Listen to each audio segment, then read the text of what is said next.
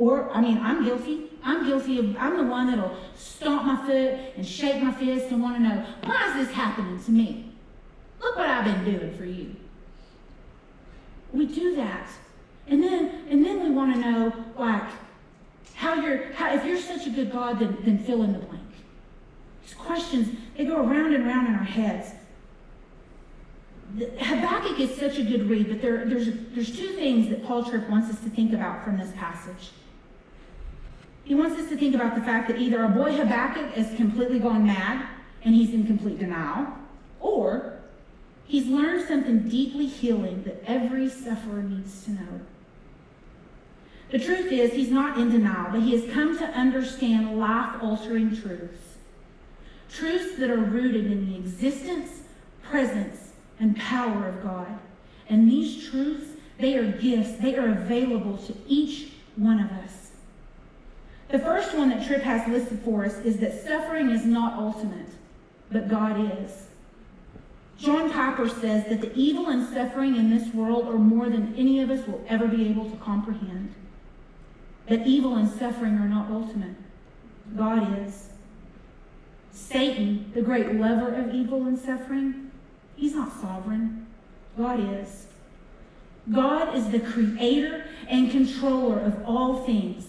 The hard things that you and I face, they're not eternal. They're not ultimate. No suffering that we find ourselves in lasts forever, and no suffering is happening so that it may lord over our lives or separate us from the love of God. Romans 8:38-39 says, neither death nor life, nor angels nor rulers, nor things present, nor things to come, nor powers, nor height, nor depth, nor anything else in all creation will be able to separate us from the love of God. It's because of this truth that we can posture ourselves like Habakkuk and that we can praise the name of the Lord even in the middle of economic ruin. The second truth is that difficulty does not control your fate. God does. When I visit some of life's past struggles, or I find myself in a current place of struggling, I tend to drift towards allowing that hardship to have control over every piece of me. I absolutely hate it, y'all. My kids hate it. Amen, Mom. Apparently more than I knew. My friends hate it for me. My husband hates it for me. I think my dog even senses what's up. That Paul Tripp states, when we are in the throes of our suffering, it feels as if an evil master has moved into our house, plopped down on the sofa, and brought guests, evil and chaos with him. I'll take it a step further and suggest that it's during our suffering that we will often find ourselves navel-gazing and isolating. This is an extremely dangerous position to take, y'all. And it's one that the enemy wants you in because he only has one job to do, and that is to steal, to kill, and to destroy you. The prophet chooses to announce God as the God of my salvation. Let us be a people who find comfort in the truth that our lives, they are not controlled by what we suffer, but by the one who rules over every part of where the suffering is even taking place. I see some of you top A's taking notes.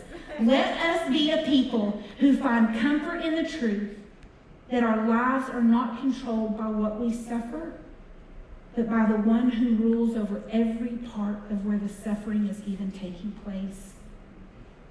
Number 3, your hardship, it doesn't define you. It's not your ID. God defines you. For so many of us, our suffering has become our identity. We blindly flaunt around the evidence of this broken world like an ID badge. And if that's not you, then this is you. We've become so numb to our hardships that we don't even recognize our own reflection in the mirror because of the countless number of masks that we're constantly having to put on. We huddle up under the weight of being an addict. We're an abuser. We're an adulterer. We're divorced. We're victims of sexual violence. We came from a really jacked up childhood. Some of y'all in here have been so wounded by the church that you can't even think about giving God a chance. But when Habakkuk says, God the Lord is my strength, he's declaring that his power and his potential, they're not determined by his suffering, but by his relationship to God. It's in these very moments we must remember God's promise to never forsake us. We are given, just like the prophet, the power to speak with hope when it seems that there's no hope to be found.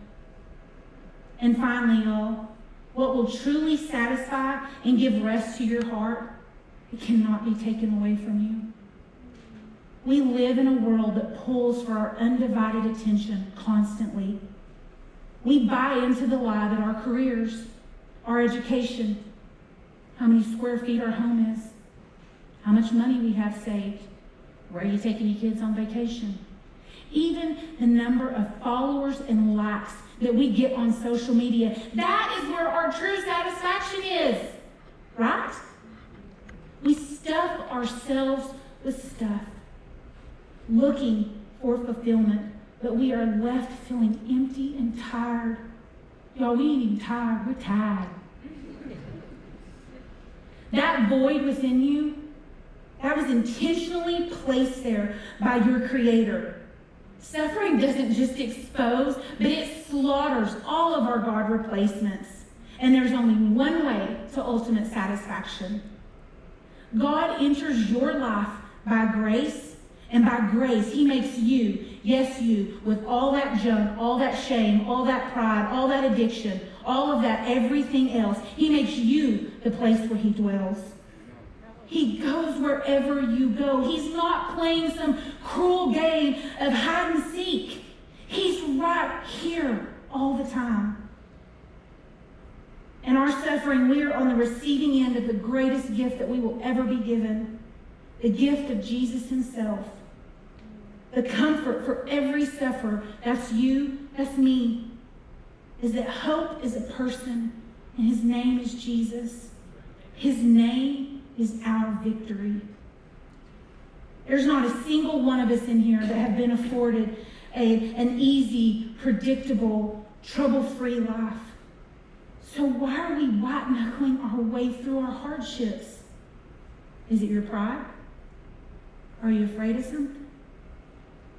Maybe it's how smart you are and all the books that you've read. Maybe you're just a jerk. I don't know. Matt used another word a couple of weeks ago. I thought I better not use that one.